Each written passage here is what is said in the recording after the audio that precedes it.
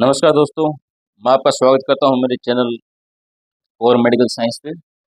और आज जो हम डिस्कस करेंगे वो है कोलिनर्जिक ट्रांसमिशन। कैसे हमारा ट्रांसमिशन होता है हमारे न्यूरो ट्रांसमीटर के थ्रू। तो कोलिनर्जिक सिस्टम किसका पार्ट है?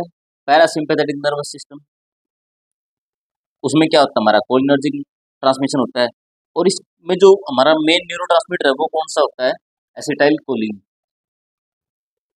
तो इससे पहले कि हम आगे बढ़े, आपको पता है कि आप प्लीज़ वीडियो सब्सक्राइब कीजिएगा, मतलब चैनल को सब्सक्राइब कीजिएगा और वीडियो को लाइक कीजिएगा।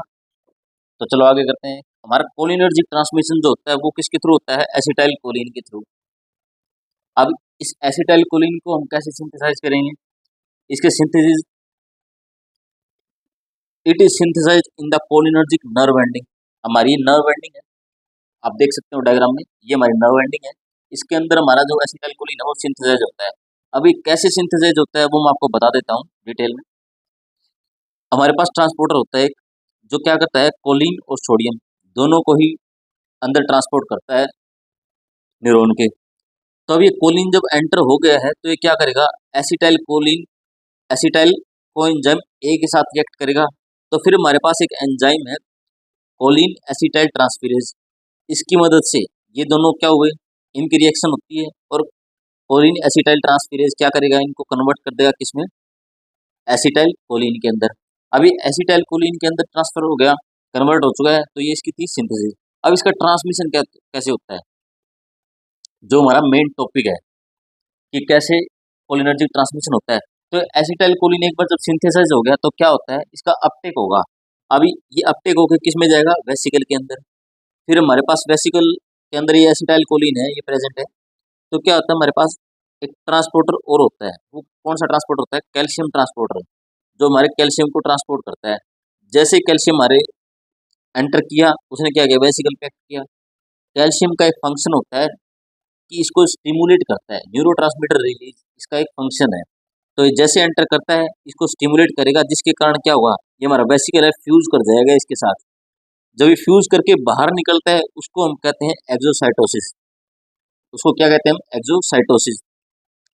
तो जैसे वेसिकल हमारा फ्यूज होके बाहर आ गया तो इसने क्या किया? एसिटाइल कोलिन को रिलीज कर दिया हमारे सेनेप्स के अंदर। सेनेप्स ये हमारा एरिया होता है जो नर्व एंडिंग खत्म होने के बाद ये प्रेजेंट होता है। फिर ये एसिटाइल कोलिन क्या करेगा? फर्स्ट ये बाइंड करेगा प्री सिनेप्टिक रिसेप्टर से, या ये जो रीजन प्रेजेंट है। और दूसरा जो मेन जो रिएक्ट करेगा वो किसके साथ करेगा? निकोटिनिक और मस्करिनिक रिसेप्टर के साथ एक्ट करेगा, ऑर्गन पे जाके बाइंड करेगा और अपना इफेक्ट शो करेगा। तो जैसे ये ऑर्गन के साथ बाइंड करता है, क्या करता है? अपना इफेक्ट शो करता है। लेकिन वहाँ एसिटाइल कोलिन एस्ट्रेज भी प्रेजेंट होता है, जो एसिटाइल कोलिन को ब्रेक डाउन करता है, जो इसकी लिसिस करवाता है। ये लिसिस करवा के एसिटाइल कोलिन किसमें कन्वर्ट हो जाता है? Acetate plus choline. फिर एसीटेट और कोलिन बन गया तो ये कोलिन क्या काम आता है? इसका रीअपटेक हो जाता है, ये दोबारा यूज में आता है। ये रीअपटेक हो कहाँ जाता है? ट्रांसपोर्टर के थ्रू दोबारा एंटर हो जाता है और सेम प्रोसीजर स्टार्ट होता है, एसिटाइल कोलिन का सिंथेसिस होता है और ये साइकिल रिपीट चलती है। सपोज करो कि एसिटाइल कोलिन एस्टरेज हमारे पास नहीं है, तो एसिटाइल कोलिन का क्या होगा? ये प्रोलॉन्ग्ड एक्शन शो करेगा, जो हम नहीं चाहते कि ये ऐसा हो, क्योंकि एक्शन का डिसकंटिन्यूएशन भी जरूरी है। एक ही एक्शन अगर बार बार परफॉर्म होता रहेगा तो हमारे एसिटाइल कोलिन क्या हो जाएगी? डेफिशिएंसी हो जाएगी, जो अलग से कुछ नई रिएक्शन कोज करेगा। तो फिर कुछ एजेंट्स है हमारे पास, कुछ ड्रग्स है जो इन स्टेजेस को इनिबिट करते हैं। पहला हमारे पास आ जाता है वो है बोटुलिन बोटुलिनम टॉक्सिन। अब ये बोटुलिनम टॉक्सिन क्या करता है? हमारे लिए इनिबिट करता है एक्सोसाइटोटिक रिलीज ऑफ एसिटाइल कोलिन। ये देखो, एसिटाइल कोलिन एक्सोसाइटोसिस ये प्रोसेस है जिसके थ्रू रिलीज हो रहा है। अब ये क्या करेगा? बोटुलिनम टॉक्सिन ये इसको इनिबिट कर देता है एक्सोसाइटोसिस प्रोसेस को। इसका एसिटाइल कोलिन का एक्सोसाइटोसिस नहीं होने देता। इसके दो टाइप है, type A and type B. Type A, ये टॉक्सिन जो है हम आईवी रूट के थ्रू देते हैं। फिर हमारे पास एक एग्जांपल है बोटॉक्स और डिस्पोर्ट। अब ये किसके ट्रीटमेंट में यूज होता है? स्पास्टिसिटी के, स्पाज्म के, और कुछ न्यूरोलॉजिकल कंडीशंस है उनके ट्रीटमेंट में भी ये काम आता है, जैसे कि ब्लीफेरोस्पाज्म, स्पास्टिक सेरिब्रल पाल्सी, नाइस्टैगमस। ये हमारे कुछ न्यूरोलॉजिकल कंडीशंस है जिसमें ये टॉक्सिन हेल्पफुल होता है। फिर हमारे पास जो अगला जो एजेंट है वो है हेमीकोलिनियम। ये क्या करता है? कोलिन के अपटेक को इनिबिट करता है या कोलिन की एंट्री को। ये हमारा कोलिन एंटर कर रहा है जिसके कारण हमारा ये एसिटाइल कोलिन सिंथेसाइज होता है। अब हेमिकोलिनियम क्या करेगा? इसको इनिबिट कर देगा, इसकी एंट्री को इनिबिट कर देगा, ये एंटर ही नहीं हो पाएगा, जिसके कारण एसिटाइल कोलिन का सिंथेसिस नहीं हो सकता। फिर आता है हमारे पास वेसामिकोल। अब वेसामिकोल क्या करता है कि it inhibits acetyl choline entry into the vesicle. ये देखो, एसिटाइल कोलिन का सिंथेसिस होने के बाद क्या करता है? इसका अपटेक होता है वेसिकल के अंदर। तो वेसामिकोल क्या करता है? इसको, इस स्टेप को इनिबिट कर देता है, इसकी एंट्री नहीं होने देता। फिर हमारे पास आता है एसिटाइल कोलिन एस्टरेज इनिबिटर्स। ये हमारा एसिटाइल कोलिन एस्टरेज है जो एसिटाइल कोलिन का ब्रेकडाउन करता है। इसको इनिबिट करने वाले एजेंट कौन कौन से हैं? रिवास्टिगमाइन, गैलेंटामाइन, डोनपेजिल। और ये एजेंट्स हमारे अल्जाइमर डिजीज के अंदर भी यूज होते हैं। नेक्स्ट जो है हमारे पास वो है ब्लैक विडो स्पाइडर टॉक्सिन। अब ये ब्लैक विडो स्पाइडर टॉक्सिन क्या करेगा? इसका एक जो ड्रग है वो है अल्फा लेट्रोटॉक्सिन। देखो, जब ये टॉक्सिन, जब स्पाइडर हमें बाइट करता है, जब ये टॉक्सिन हमारी बॉडी के अंदर जाता है, तब क्या होता है कि हमारा जो एसिटाइल कोलिन है, जो वेसिकल है, इतनी ज़्यादा स्टिमुलेट हो जाती है कि मतलब एसिटाइल कोलिन को एक्सेस अमाउंट में रिलीज करती है हमारी बॉडी के अंदर, बहुत ही ज़्यादा, जिसके कारण क्या होता है कि सीवियर मसल कॉन्ट्रैक्शन, स्पाज्म और पैरालिसिस जैसी कंडीशन हमें देखने को मिलती है, और कुछ केसेस में डेथ भी हो सकती है। फिर हम बात करेंगे इसके रिसेप्टर्स के बारे में। ये हमने स्टेप्स देख लिए। अब एसिटाइल कोलिन क्या करता है? निकोटिनिक और मस्करिनिक रिसेप्टर पे काम करता है। तो निकोटिनिक और मस्करिनिक रिसेप्टर क्या है, ये हम डिस्कस कर लेते हैं। तो कोलिनर्जिक रिसेप्टर दो प्रकार के होते हैं जिस पे हमारा एसिटाइल कोलिन एक्ट करता है, वो है मस्करिनिक और निकोटिनिक। अब मस्करिनिक रिसेप्टर के कौन कौन से टाइप्स होते हैं? M1, M2, M3 and M4। Main जो हमारा फोकस रहेगा वो है M1, M2 और M3 पर। तो फर्स्ट बात करेंगे हम M1 के बारे में। ये कहाँ प्रेजेंट होते हैं? हमारे गैस्ट्रिक ग्लैंड के अंदर। M2 रिसेप्टर होते हैं हमारे कार्डियक सेल्स के अंदर, और जो M3 रिसेप्टर होते हैं वो है हमारे स्मूथ मसल्स के अंदर। अब स्मूथ मसल्स के अगर हम एग्जांपल लें जहाँ ये M3 रिसेप्टर प्रेजेंट होता है, वो है eye, lung, digestive tract, exocrine gland.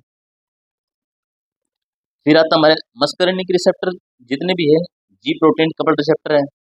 तो ये M1 और M3, जो M1 और M3 रिसेप्टर है वो है हमारे GQ। हमारे जी प्रोटीन कपल्ड रिसेप्टर के भी सब टाइप्स होते हैं, जिसमें से एक टाइप है GQ। जी प्रोटीन कपल्ड रिसेप्टर के टाइप्स की बात करें तो GQ, GS, GI, ये हमारे टाइप्स होते हैं। अब M1, M3 क्या है? GQ। अब ये क्या होता है? जब ये GQ हमारा एक्टिवेट होता है, स्टिमुलेट होता है, तो क्या करता है? कैल्शियम को इंक्रीज कर देता है, कैल्शियम के लेवल को। और जैसे कि मैंने आपको बताया था कि कैल्शियम क्या करता है? न्यूरोट्रांसमीटर को रिलीज करने का काम करता है। एसिटाइल कोलिन क्या है? हमारा न्यूरोट्रांसमीटर। तो कैल्शियम क्या करता है? उसके इन्फ्लक्स के बाद न्यूरोट्रांसमीटर को रिलीज करेगा। अब इसके एगोनिस्ट और एंटागोनिस्ट की बात करते हैं M1 और M3 के रिसेप्टर के। M2 हम आगे डिस्कस करेंगे। M1 के एगोनिस्ट की बात करें तो वो है हमारे पास ऑक्सोट्रिमोरिन, MCN343A। अगर एंटागोनिस्ट की बात करें जो इसके इफेक्ट को डिक्रीज करेंगे, एगोनिस्ट क्या थे? जो इसके इफेक्ट को इंक्रीज कर देंगे। एगोनिस्ट क्या थे? इसके इफेक्ट को डिक्रीज कर देंगे। इसके एगोनिस्ट की बात करें तो वो है पैरेंजापिन, टेलेंजापिन। अब मस्करिनिक रिसेप्टर 3, M3, इसके एगोनिस्ट है बेथा निकोल। एंटागोनिस्ट है इसका सोलिफेनासिन, सोलिफेनासिन। फिर बात करते हैं M2 रिसेप्टर के बारे में। M1, M3 हमने देख लिया, वो क्या थे? GQ रिसेप्टर था। ये कौन सा सब टाइप है? GI या फिर GO, जी नोट भी कई बार हमें बुला देते हैं इसे। अभी क्या करता है, जब ये रिसेप्टर स्टिमुलेट होता है तो क्या करता है, पोटेशियम चैनल को ओपन कर देता है, जिसके कारण हमारी पोटेशियम की एंट्री जो होती है, इन्फ्लक्स होता है, वो इंक्रीज हो जाता है। पोटेशियम अगर सेल के अंदर ज़्यादा हो गया तो चार्ज देखें तो क्या होता है, हाइपर पोलराइजेशन होती है। हाइपर पोलराइजेशन होने के कारण क्या करता है, हार्ट रेट डिक्रीज करता है। अब कहोगे हार्ट रेट ही क्यों, क्योंकि ये जो प्रेजेंट होता है M2 रिसेप्टर वो कार्डिक सेल्स के ऊपर प्रेजेंट होता है। इसकी लोकेशन मैंने बताई थी, कार्डिक सेल्स। तो कार्डिक सेल्स पे है तो क्या करेगा, हार्ट रेट को ही डिक्रीज करेगा, नॉर्मल। फिर इसके एगोनिस्ट की बात करें, वो है मेथाकोलिन। एंटागोनिस्ट है ट्राइपिट्रामाइन एंड मेथोकेट्रामाइन। अब हम बात करें हमारे सेंट्रल नर्वस सिस्टम के बारे में। सेंट्रल नर्वस सिस्टम में क्या था, ब्रेन एंड स्पाइनल कोड।